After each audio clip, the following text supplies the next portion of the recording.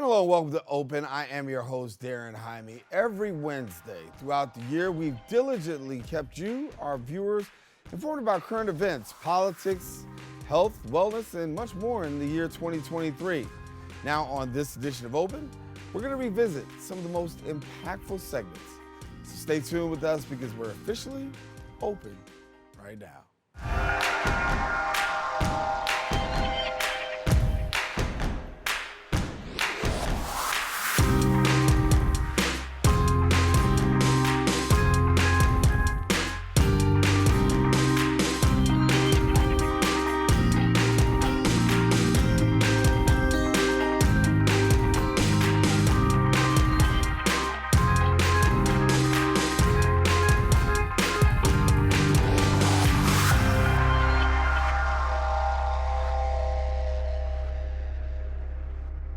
And hello and welcome to the best of Open Wednesday. Daren Jaime again. Now, we want to welcome our viewers to the Manhattan Neighborhood Network as Open is being broadcast simultaneously on Eminence channels.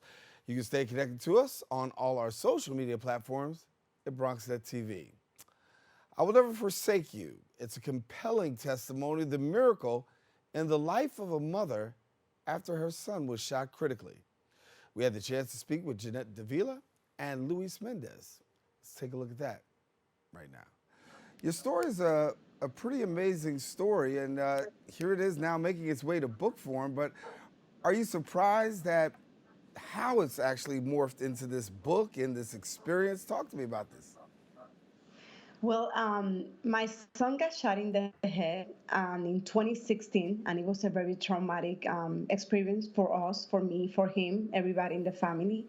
And my faith was uh, an essential in my life at that time. And I asked God, I prayed God, and I said, God, if you lift him off of that bed, I promise you that I will write a book and I will let everybody knows about your miracles. And that's what God did for me. God actually lifted me out of the bed, and I was able to write the book. I will never forsake you. I have it in Spanish, I have it in English, and this was just my promise to God. He lifted him out of the bed. He did amazing things with my son.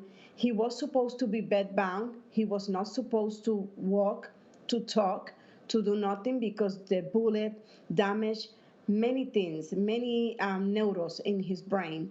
Um, and he was not supposed to do nothing, anything that he's been doing now. So I did it, and I'm very happy. And he's here next to me, and he can say more about it. Yeah, well, tell me a little bit about this because first of all, congratulations. I would think that's the most important thing, right? And we thank God for the life experience uh, the experience of, the miracle.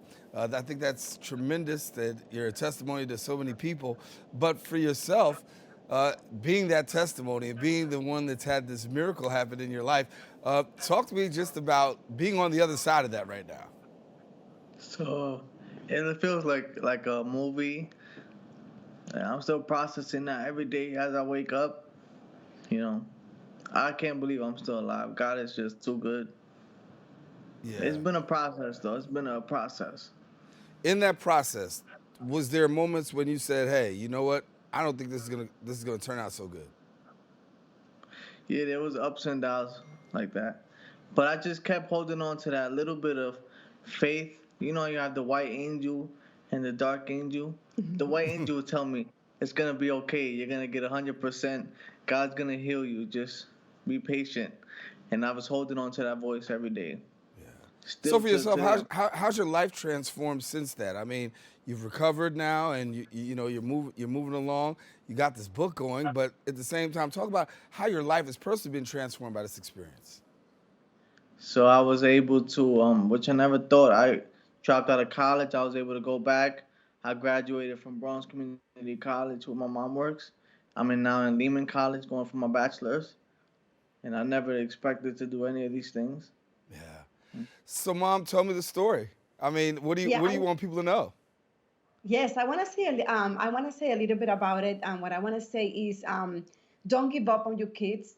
Luis gave me a lot of trouble when he was an adolescent, when he was a teenager. It was struggles very hard. It was very hard for me, for my husband, for my family, and but I kept going on with him next to me. And I said I dropped him out of high school because he was doing really bad. So I withdrew him from high school, and I enrolled him into the Future Now program, the GED program in BCC, and he was able to get his GED.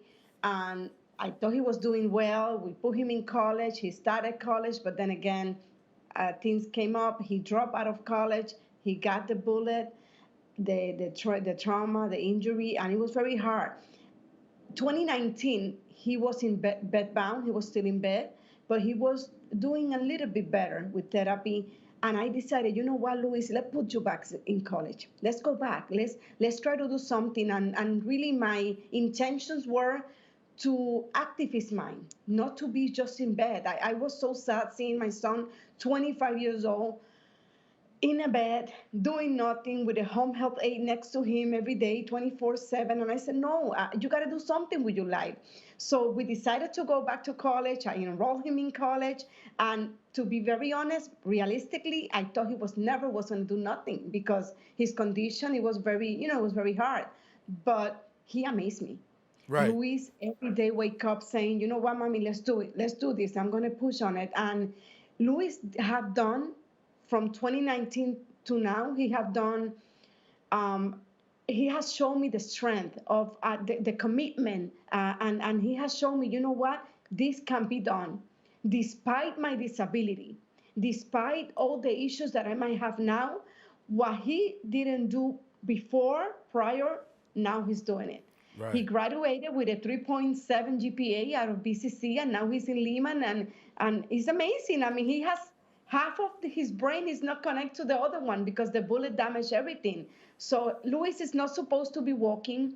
Luis is not supposed to walk, to talk. Luis is not supposed to have memory because part of the bullet damage all of that area. So everything that he's doing, he's not supposed to do. Right, And Lewis, and and I'm let me very bring Lewis in here because at a certain time, Lewis, you got to ask somebody has to ask the question. You dropped out of school before, right? Now Right, you get right, a traumatic brain injury. You suffer a gunshot wound to the head, and now right. you make up in your mind, I'm going back to school. That's somebody said, well, listen, if you struggled before, the struggle is really going to be real coming out. But for you, Right. you were able not just to struggle, but also be able to overcome and graduate. Well, that's where the miracle of God comes in. I couldn't do it all by myself. I'm still not doing it by myself. It's all God. I give all the glory and honor to Him. Yeah. Well, but you congratulations. I decide. think it's an amazing testimony because there's so many people out there that are, that are trying to make it, but you give somebody the inspiration to want to make it. What's your message that you want to leave people before we go? Don't give up, no matter what's going on in your life.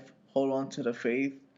Listen to your parents and people who have positive advice around you. Stay close to your family and just keep striving for better. Well, you make sure you make sure you get to us for Lehman College graduation, so we can celebrate you for that one too, because that's an amazing testimony to have a traumatic brain injury shot and still be able to graduate, still have all your functionality, even though the doctor said no. Here you are today talking to us. So thank you and congratulations to you, Lewis. Jeanette, congratulations. Before we leave, Jeanette, how can people get a hold of the book? Well, we have it in Amazon, Amazon.com. I have it in English, like I said, and I also have it in Spanish. And again, this is just talking about the miracles, but also I also want to say, you know what, the struggle of a mother is always hope. Never give up. Don't give up on your kids. Continue striving. Amazon.com, the book is there. And I also want to I want to take this time to thank BCC because I do have to say that the resources that BCC gave my son helped him a lot. Helped Wow. him a lot to actually continue disability service, was there with him. And it takes a ton. It takes a ton of people. It takes a ton of energy to do what my son have done, and I'm very proud of him. But I'm striving. I'm telling people, please don't give up. Continue. Life doesn't end until it's really the end, but Yeah. it's always time to continue. Jeanette, thank you so much. Lewis, again, congratulations. You guys are truly an inspiration. Thank you so much for being with us here. And we'll encourage people to get to Amazon to get that book. I will not forsake you both in English and also in Spanish. Now, I want to let you know now, if you want more information, go ahead and follow her on Twitter. I should say Instagram at Jeanette Davila 6. Now, we encourage you don't go anywhere. We'll be back with more Open coming up right after this.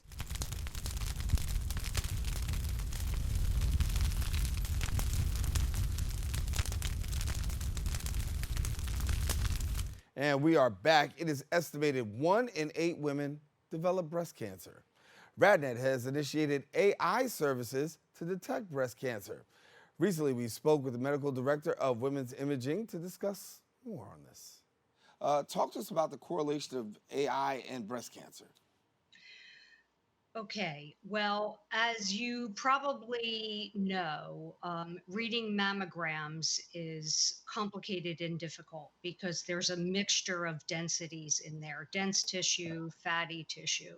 When you apply an artificial, I'll call it an algorithm, but using artificial intelligence that was trained on literally millions of images, thousands and thousands of cancers, more cancers than anybody could actually see or diagnose in their lifetime. And you apply that to a mammogram that is read by a breast specialist radiologist, you can find more cancers, and also decrease your false positives or the callbacks because you're adding this computer. So if you add an artificial intelligence, you can pick up more cancers because the artificial intelligence was trained on thousands of cancers, more than anybody could see in their lifetime, and you increase your cancer detection in women. And as you know, the sooner you find a cancer, the more survivable that cancer is. If you find a cancer in stage 1, the chance of survival is 99%. And even in stage 2, it's close to 90. So a lot of effort goes into finding these cancers as early as possible, and adding an artificial intelligence to that Yeah. increases survival. Well, Dr. Holt, I know you have a new program that's out there, a new pilot program that's really dealing with this. So, can you share with us a little bit about the pilot program and how it works? Okay, so it's called EBCD. It's our enhanced breast cancer detection. And a woman would come in, and in some ways, it's invisible to them. We have the highest resolution equipment, and I don't just mean 3D mammogram. I mean the HD, highest quality mammogram on the market. And that's at all of our sites universally. And the AI is applied to the mammogram. It goes through the system. It only takes maybe a couple of minutes for that algorithm to be applied. That can show cancers that the human eye could potentially miss. Um, and it adds the chance of finding a cancer. And we also have a additional reading program if there is any discrepancy. In other words, if the artificial intelligence tells us that there's a higher risk, and the mammogram was read by expert radiologist as we have a second read system in place if there's a discrepancy between what the AI is telling us, if they want us to take an additional look at that. And so you're empowering women to take control of their health, and I think this is one of the ways that possibly, they can do that, taking advantage of this. For someone who may still not understand it and have some questions, put away some of the possible, challenges that they may have mentally about going through something like this. Well, it's really just a better mammogram, or let's say the very best mammogram that is available on the market. And we're actually quite lucky to have this uh, type of technology. 10 years ago, we weren't even anywhere near this. And we have one of the few FDA approved artificial intelligence on the market, and for us to have it deployed and in the Bronx and elsewhere in New York and LHR sites is really the best thing that a woman can do for her health. And I personally wouldn't want my mammogram to not have artificial intelligence applied, nor would I recommend it, or would I want a family member to not have this advantage if it's available. So it's the very best mammogram that one could get on the market now. When you talk about detecting breast cancer and those numbers, give us a little background as to, have you seen an increase in being able to detect and what this has been like for you?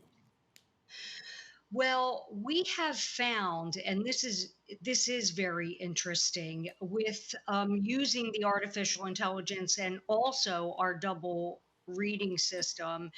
We have actually found hundreds of cancers. It's been a few hundred cancers that would not have otherwise been found, and these were read by expert radiologists, either fellowship trained or spent their career reading mammograms. But as our FDA article that when we applied for the FDA proves that all radiologists are helped by using this artificial intelligence. The very expert, and in some parts of the country, there are radiologists who don't read the volume as we do here. And they are helped to a greater degree. And it sort of brings that cancer detection level as high as it can be for all readers, and it makes a very uniform quality. So we have found cancers, and that's always astounding to me when that second reading comes, and I can see that that's a cancer that would not have otherwise been found. And partly that is because the artificial intelligence was trained not only on thousands and thousands of cancers, but also cancers that we went to the year before the mammogram where it was actually found, and then it was trained on those mammograms. So we're really harnessing the computer along with the human to find cancers as early as we can. Yeah. Well, Dr. Jacqueline Holt, we have to leave it there. And so thanks, Dr. Holt, for being with us, and continued success on the work that you're doing. Thank you very much. Appreciate it. All righty. Well, for more information, you can visit the website at radnet.com, and then follow them on Facebook at Radnet Inc. We encourage you, don't go anywhere. We'll be back with more Open coming up right after this.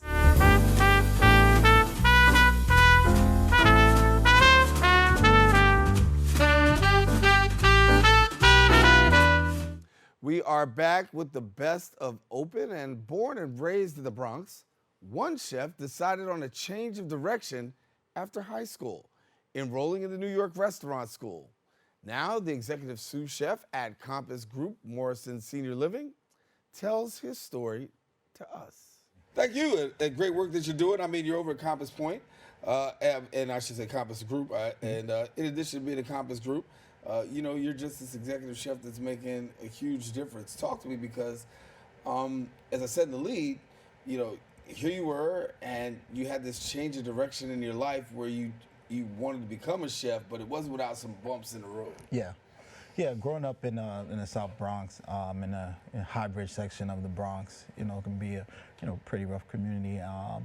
And when I enrolled in college, I just light switch kind of switched on for me, and I took it from there. I just went full steam ahead, but I also saw some opportunities to be able to give back to the community, and saw some areas of food insecurity and some other things that needed to be addressed. And I felt like I had the power to make a direct impact, by just, calling in some friends and saying, hey, let's go hand out sandwiches or let's go, make some food and just give back. Right. Yeah.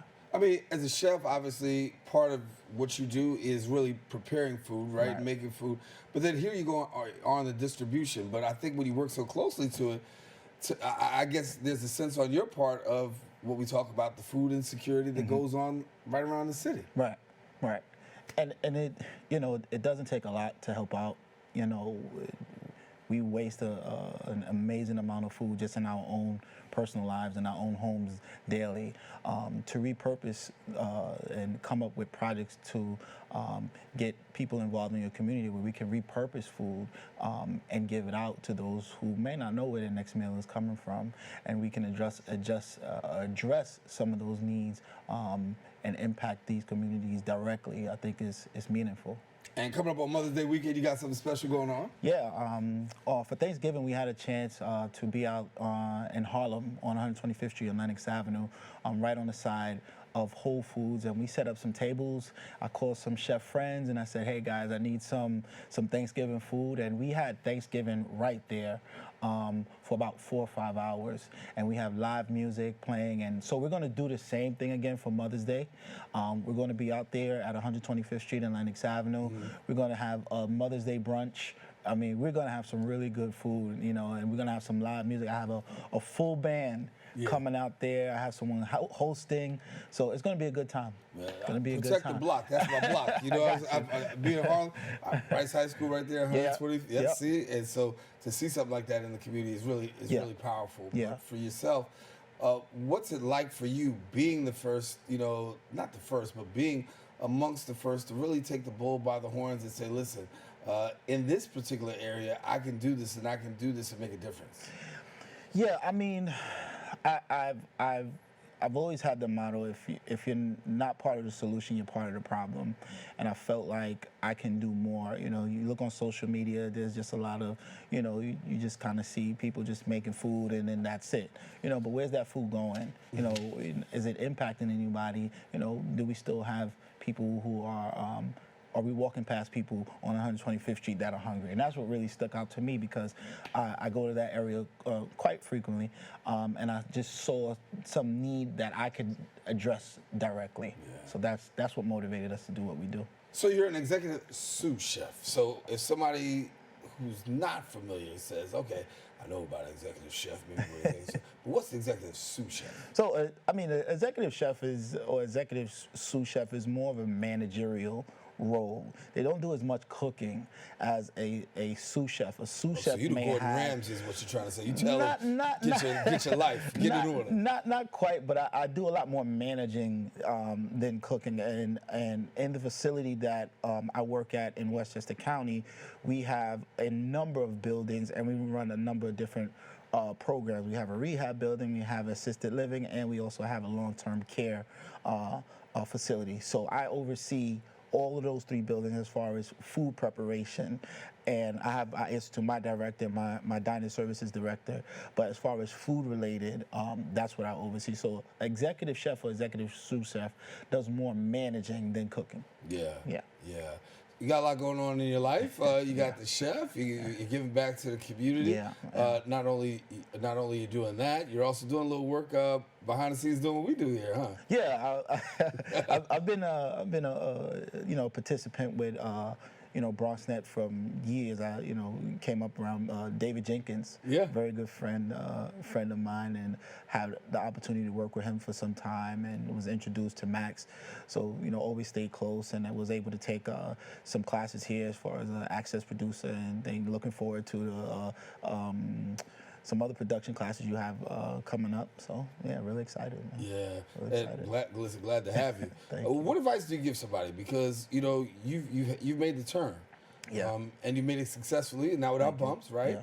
But you've been able to kind of like find your purpose. Yeah. So what advice do you give somebody who may be in that bumpy phase right now? What worked for you that maybe you can pass on? I've been just really thinking as far as thinking outside the box. Yeah. Sometimes we try to, do what other people doing, but there's always another outlet. There's always a way we can make an impact. I don't have to impact the way another chef is, but can I kind of, think outside the box and do something a little more creative that can address some need? And I think if you think like that as a young person or as a chef that's coming up, that'll go a long way. That'll go a long way. Yeah. So after Mother's Day, what comes next? After Mother's Day, I'll be in the kitchen at Monroe College. I'm an adjunct professor there, so I help run the dining lab throughout the week, which is a restaurant at Monroe College in New Rochelle. So I'll be there, and then we try to do a community event once a month. So after Mother's Day, we'll probably have a community cookout for 4th of July. Probably do something for Father's Day in June. So we just want to keep it going. I mean, the live music, it turns into like a really good time, man. So it's we want to keep it going. We want to keep those community engagements going on a consistent basis. I joked earlier about Gordon Ramsay, but the fact is that more people have become aware. Gordon Ramsay, Top Chef, we see these shows on television, and it's kind of made culinary a more attractive career. Do you find that more and more people are coming through your doors, like at Monroe College, and seeking a career in this field? Because it does get the media attention, and I think with more exposure, people say, hey, you know what, I might be able to do this. Yeah, it is. Social media has helped a large part to where more people are being exposed to the culinary field, and more younger people are becoming more engaged with food, and they're open to more experiences. I definitely encourage getting that education as far as food service is concerned, because what we learn in school, in class, in the kitchen, you don't really get that, through watching Instagram or watching something on YouTube. So it's good to go to school and get that education as well. Yeah. You're a minister as well, and yes. So you're literally about feeding people the gospel and feeding people in real life. And so how does that feel for you, being able to do it on both ends? I do the same thing at church. I'm responsible for community outreach, so I work hand in hand with those who are responsible for like the food pantry. We have a small food pantry at our church, so anybody in the community that we made aware that may be in need. We had a family a few blocks down from our church, and they had a really bad fire, and we made ourselves available to them, as far as any assistance they needed with food. We do the same thing. We do back to school events. We had out book bags, school supplies at the end of the summer, at the beginning of the school year, and we just make ourselves available as far as any kind of assistance, food related. We do that, frequently. Yeah. Very frequently. We'll have to take a quick break, but we'll be back with more with the best of Open 2023 right after this.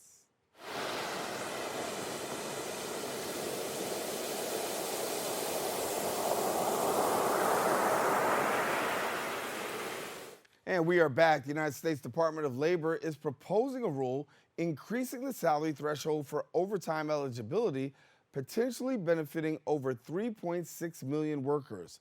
We had the chance recently to speak with an employment law attorney who gave us his take on the matter. And this proposed legislation and rule could really see a substantial increase, and from what I'm understanding, more than 54% increase could take place if this goes into effect. Good morning, and thanks for having me. Absolutely. It's been a long time coming. The last threshold was like 38,000. And so with inflation and everything, big deal. So if you're making, $55,000 a year, and that's your base pay, you would be still entitled up to that amount to get time and a half if you work more than 40 hours a week. I say it's a long time coming, and hopefully it'll pass this time. Last time it didn't. A federal court judge declined to inaugurate that policy. So hopefully this time it'll work. Well, talk about the significance of this here, because this is pretty major. It is. And again, we're talking about, and I'm just looking at my sheet here, that you're talking about 3.8 million more workers in the United States would be able to receive time and a half. See, before this, there was a rule that if you made over a certain amount of money, you weren't eligible to get time and a half. But just in keeping up with inflation, millions of people need the extra time and a half. And just because they're, making 55,000 or less, they should get it. So it's a very significant ruling if it's enacted and if the judge approves it. Yeah. I mean, a lot of people said that when it comes to workers and overtime, it's been an injustice. And from your perspective as an attorney and one who's worked in the field, do you feel as though what we're looking at has been an injustice, has been corrected if this goes through? Yes, it's a step in the right direction. As a plaintiff's labor and employment lawyer, which I am, and I've been practicing for 44 years, I represent hundreds of people a year that believe they didn't get minimum wage. There's a spread of hours you're entitled to. If you're an hourly worker, where you're entitled to get an extra hour for if you do a 10-hour shift in any day, time and a half, of course, minimum wage, all that. The law is pretty tough against employers. Most employers, if they pay you cash, they're liable for not maintaining records under New York law. You can get statutory damages, double damages, and attorney's fees. It's really something that people should consider.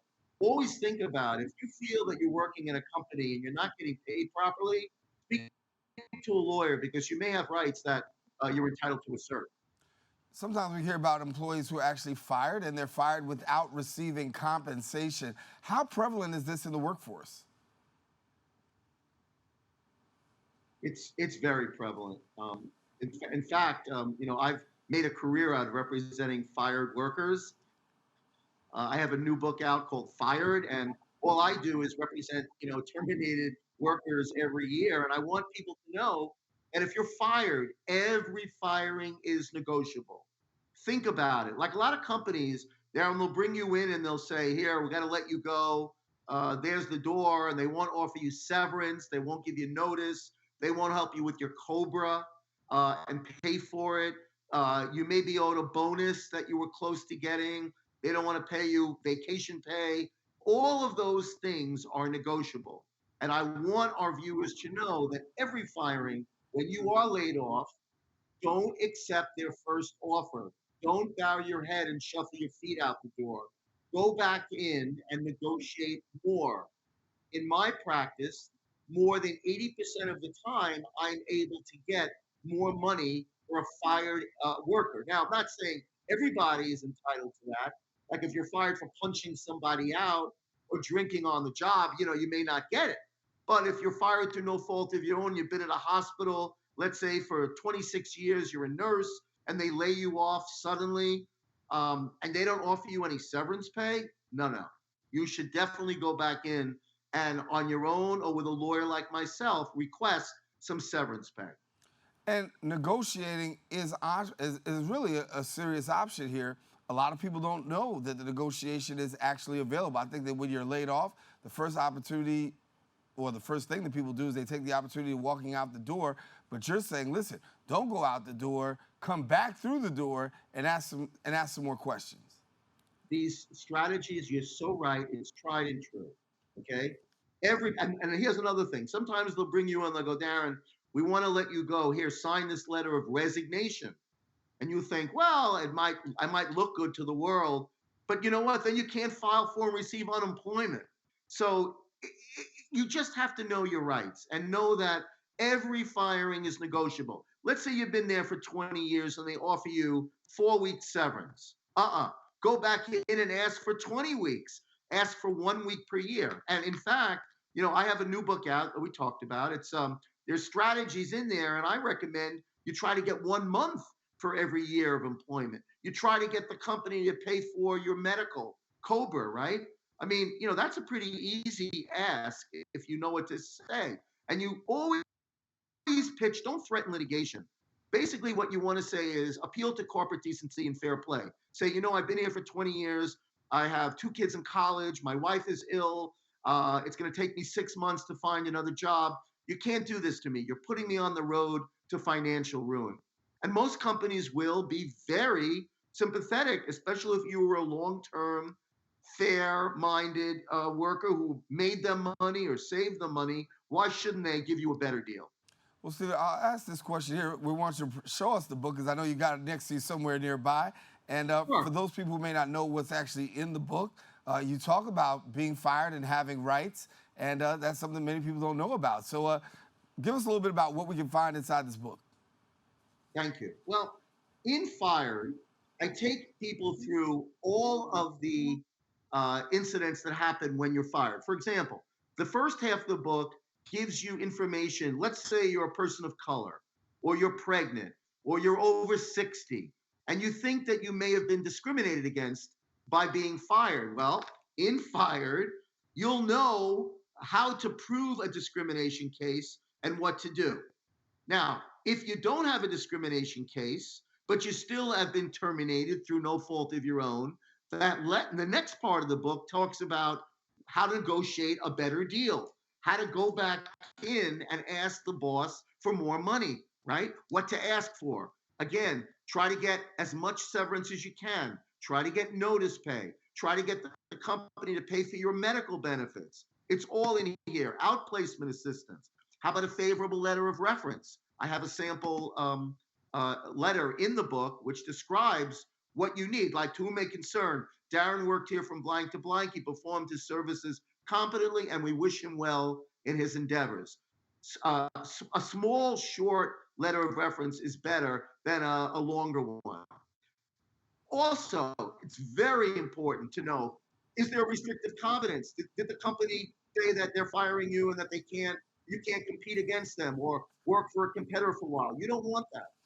And in the book, there's sample general releases and separation agreements. Most people, when they're given separation money, severance money, they're asked to sign a release. I have clauses in there to make you be aware of. For example, they may not want you to talk negative about someone. We'll make it mutual. Make a sentence in there that if a prospective employer contacts the company, they'll only confirm your dates of employment positions held. That way you know that they may not give you a negative reference. It's all of these things and hundreds of more points and tips that, again, that are in Fired, and that people should, and they can get this book at Barnes & Noble or out on Amazon, or they can call me. And then another thing people should know, if they ever have a question, call me up. There's no charge. Can I give out my number? Yeah, we're going to do that. I'm going to give you the website. I'm going to give people the website and give them your number in just a second. If anybody has a question and they've been fired, they can call me. I'm not charging them. I'll be happy. If I'm looking for cases where people are fired after like 20 years, not if you've been fired in 6 months, but if you've been fired through no fault of your own and you've been there a long time and you're not given a reasonable severance package, definitely consider working with me. I don't charge any fees up front. I work on a contingency fee, so if I don't get you any more money, it costs you nothing. Clients love that arrangement because it's fair. And all I want to do is seek justice and help people. Being fired is the worst time of your life, basically. You got bills to pay, you have a mortgage to pay, right? You have to take care of your family. Why not try to go back in and get a better deal? We're not necessarily threatening litigation. We're just appealing to corporate decency and fair play to get the company to give you some additional compensation to carry you through a very, very stressful period.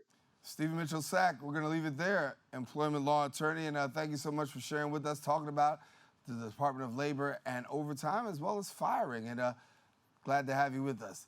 All righty, well, if you want more information, visit the website at theemployeeslawyer.com, and then call them at 917-371-8000. Again, 917-371-8000. We encourage you, don't go anywhere. We'll be back with more Open right after this.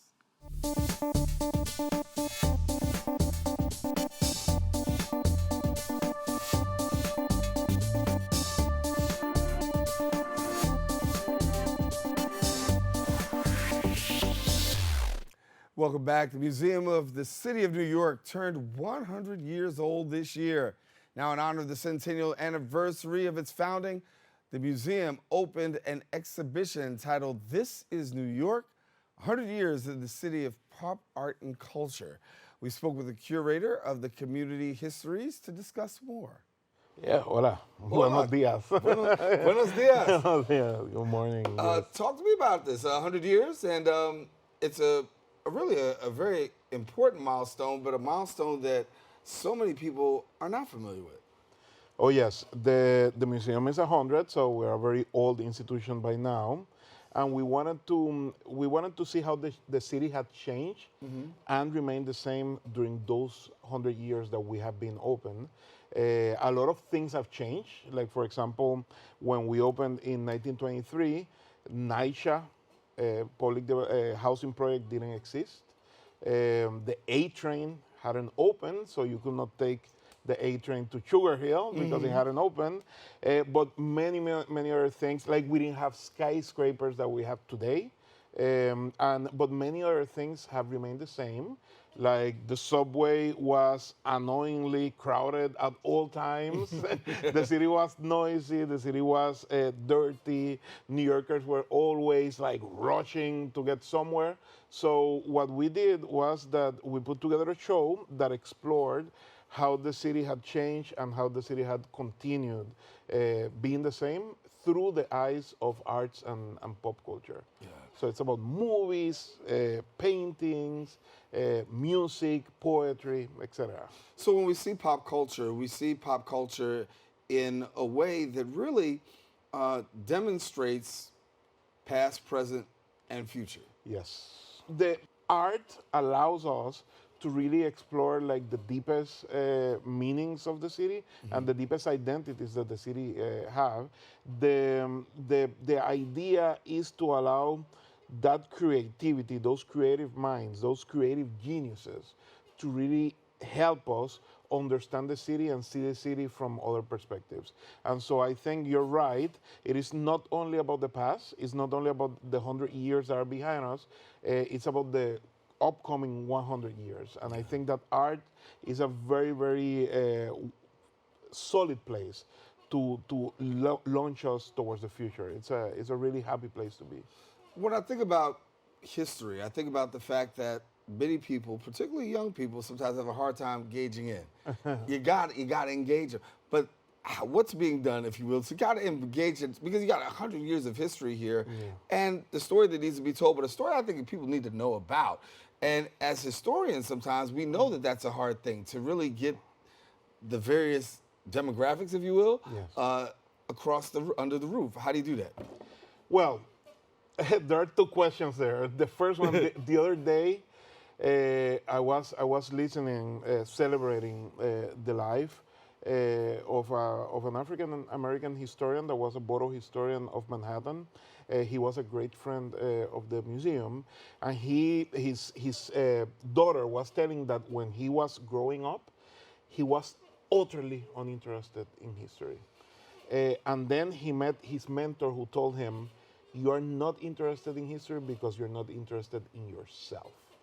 And so I think that that's the answer to the first question. Like the idea is to get people interested in themselves, to get kids interested in themselves, because when you're interested in yourself, you want to know about what's happening around you, what your community has achieved, what have been the struggles of your community, what things you need to celebrate about yourself and about your ancestors. And so the way that we're doing that in the museum is really to raise up the volume about the diversity of our city. Like we are trying to really be accurate. It's not just to make ourselves visible. It's to give an accurate rendering of what the history of the city has been so far. And it's a history that has been marred by many sins, including enslavement, but that has also included the contributions of all of our communities. Black people, my people from Puerto Rico, people from all over Latin America, Asian people, Chinese people, all over Africans. Like we have contributed to build this city. And so the best way to get all of those younger generations to be interested about themselves is to see themselves in the stories that we tell in places like the museum. So when we look at this particular centennial celebration, what stands out to you? What's the most? What would you tell me? I got to come by and see. There are a few. A few? Okay, take me through. There are a few things. I for once, am very partial that we got a notebook, a lyric notebook from Jimi Hendrix. So when you go in there, you're gonna see his handwriting, and he's writing about how hard life was in Harlem when he was living there for a few years. Then we have a magnificent sculpture by John Einhorn and Rigoberto Torres. They do busts of people, particularly people here in the Bronx, and so it's called Double Dutch. It's four girls that are like playing double dutch in a beautiful sculpture, like life size. We have the tutu, that was worn by Sarah Jessica Parker as part of her Carrie Bradshaw character in Sex and the City. We have the original tapestry of Tarbish by Faith Ringgold. We have hand-drawn storyboards done by Martin Scorsese himself for the movie Taxi Driver. And so we have a beautiful, beautiful music interactive. It's a map of the city. You get to step on each one of the bottles, and when you step on the bottle, music from that bottle comes into play. And so it's a really, really fun game. And finally, we have a very, very, very, very beautiful film experience, immersive experience, that stitches together over 400 movies that are based in New York in a 22-minute long extravaganza. It has, tragedy, violence, romantic love, fun. It includes everything about the five boroughs as it has been portrayed, as they have been portrayed in film. So those are some of the highlights that we have. We're talking about the centennial anniversary and celebrating 100 years of city and art and pop culture. The exhibition is out there, and we'll let you know when it's going to end, but we want to let you know there's so much more that's actually taking place as well. It's not just this. It's a whole lot more. Oh, no. We need a whole show, but yeah. We, in Puerto Rico, we say in Spanish, estamos tirando la casa por la ventana. We're throwing the whole house out the window. And so we have right now, also as part of the triennial centennial celebration, we have a photography triennial. It's called This Is Now. So that's going to be running up until August, early August. Then we have People, Place, and Influence, which is an exhibition based on our own collection, the museum's collection. And so it's an exhibition that is going to celebrate like our own internal dynamics and our own internal collecting strategy. Like the exhibition that we have right now is us looking outwardly. The exhibition that is opening in October, is us looking inwardly at our own very, very interesting history. And then in December, early December, we have a show about the Puerto Rican mosaic artist and illustrator, painter, Manny Vega. There are a lot of mosaics by Manny all over El Barrio, East Harlem. And so we're going to be celebrating him, and we're going to be celebrating El Barrio in December. Yeah. A little earlier, we saw one of these pictures that said Temple of the City. Explain to us, for somebody who's out there watching, what is that, Temple of the City? Yes, Temple of the City is the title of a very, very famous photo by a photographer, Berenice Abbott, from the 1920s. But we decided to call one of the sections of the exhibition like so, because we believe that the experience of New York City is not only about the diversity of the city, so we're all very different, and the density of the city, we're all very packed together all the time, annoyingly so at times, but the tempo is about the speed about which things happen in the city, which is part of what makes the city unique. It's not only that we are dense, that we're diverse, it's that we are all rushing towards something, and we needed that something yesterday. And so it's about that tempo, about the speed that it's always around us.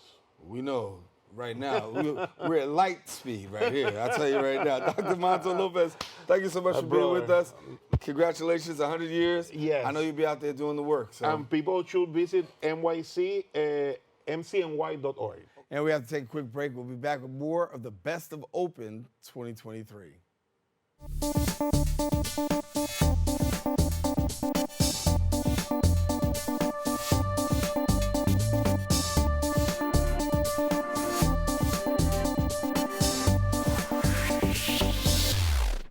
back. Hot Bread Kitchen is an organization dedicated to creating economic opportunities in New York City. We recently sat down with representatives from Hot Bread Kitchen who gave us, the inside scoop. Yeah, so you got a very special organization that's really making a difference in the lives of New Yorkers. For some people, though, I gave a little lead, but give us a little more background. Yeah, Hot Bread Kitchen's mission is to really use the food industry as a catalyst for change in people's lives and to provide free skills training to New Yorkers and really empower them to find their career pathway. Yeah. And Maria, you've got a job of community engagement. So, how do you engage in the community? Well, Hotbread Kitchen has a partner-based approach. We work with hundreds of community organizations across New York City. Specifically here in the Bronx, we work with organizations like Grace Outreach, Part of the Solution, Sanctuary for Families, Children's Aid Society. We also meet members where they are. So that means that we really go into communities to spread awareness of our programs, but also bring our culinary training programs to neighborhoods like Bushwick and hopefully soon the Bronx. Yeah, we're looking forward to having you here in the borough as well. When we talk about culinary training, obviously a lot of people are now, with the emergence of TV shows and chef shows and the whole 9 yards, a lot more people are wanting to pursue a culinary career. So how is culinary training going as far as you're seeing it? Are you finding more and more people wanting to be involved? We have really seen an upward rise in interest in culinary field and in the industry, as well as a desire to really utilize the industry to set themselves up for economic mobility. We have partnered with Small Business Services at New York City Small Business Services to provide First Course NYC, which is a restaurant cook apprenticeship program. So really meeting and matching interests and needs of New Yorkers with our programming. And there is a fundamentals program as well, right? So if I want to learn the fundamentals, I can do that? Yes, so we have two different workforce development programs. Our signature culinary training programs and entrepreneurship programs are designed for women and non-binary people. And this program specifically is a 5-week program that prepares members with essential kitchen techniques and baking techniques, as well as professional readiness, and also places them in high-quality jobs. We strive to build partnership with employers who offer benefits that offer set schedules, and our average right now is $17.91.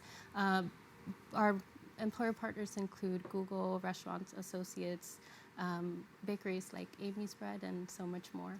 Yeah, it sounds like you got a lot going on here. So when you talk about the work that's going on, 15 years and a 15th anniversary. Yes, Hot Bread Kitchen has been around for 15 years, and this year we're celebrating our 15th anniversary.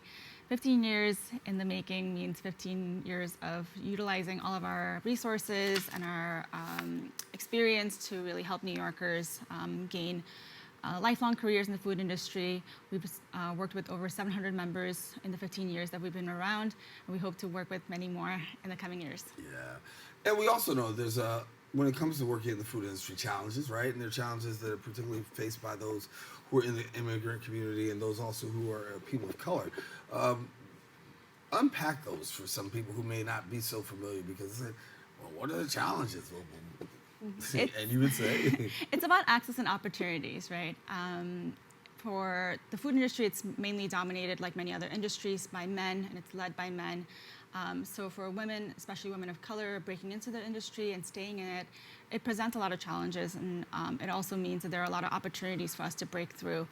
And for newly arrived immigrants or folks who've been here and maybe are not familiar with the work culture or do not have the language skills yet, we're providing that. We're connecting them to access and opportunities through hard skills training in the kitchen, language instruction with our intermediate English classes, as well as supportive network of referral partners who are able to really meet our members in their needs. Yeah, and I want to talk about HBK Incubates. Yeah, that's our small business program. HBK Incubates has a 3-part program: Seed, Start, and Scale. Seed is a self-paced 5-part modular program where the goal is for small business and food entrepreneurs to get access to templates and tools to come up with their business plan and really see if their idea, which they might be a home baker and are really trying to launch their food business, see if it's a feasible and viable option for them. So that's the first part.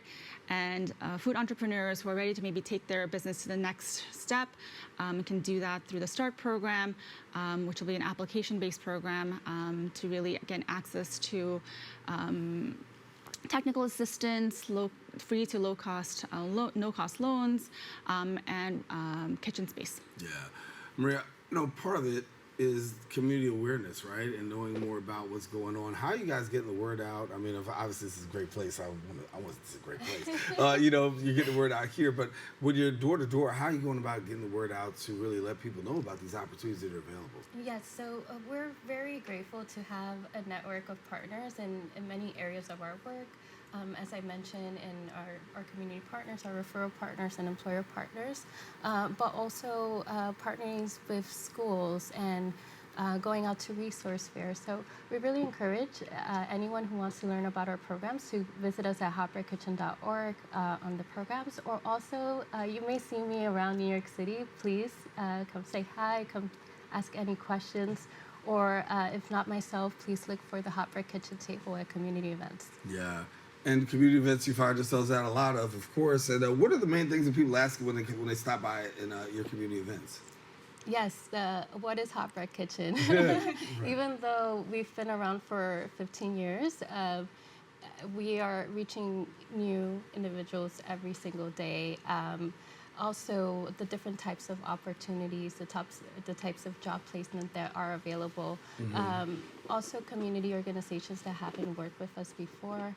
I will also say that if any community organizations are interested in working with us, to please reach out to me at info@hotbreadkitchen.org. We look forward to working with everyone. Yeah. Is there any particular area that you find people are gravitating to these days and wanting to be a part of? A particular area? Yeah. So definitely our culinary training program, but we also see a lot of interest in pursuing entrepreneurship. Yeah. And what's so great about Hot Bread Kitchen is that all of our programs are no cost to our members. And for our workforce programs, we provide stipends and metro cards to travel to our training, and really a holistic support in accessing benefits, public benefits, but also accessing resources for housing, childcare, and so much more. Absolutely. For people who want more information, what do they do? Go to hotbreadkitchen.org. And as Maria mentioned, if you would like to connect with us, if you are a community-based organization who would like to host us at a tabling event, there are lots of back-to-school events happening right now. Please reach us at info@hotbreadkitchen.org. Definitely. Glad to have you. So thank you for being with us and certainly sharing. And as the school year starts and as we get to the fall, we'll be seeing you around more and more. Thank you again. All right, thank y'all. All right, for more information, do me a favor, visit the website, hotbreadkitchen.org. Also follow them on social media at hotbreadkitchen.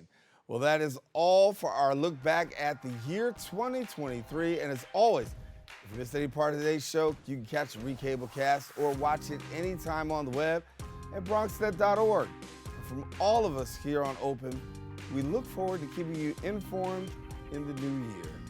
I'm your host, Daren Jaime.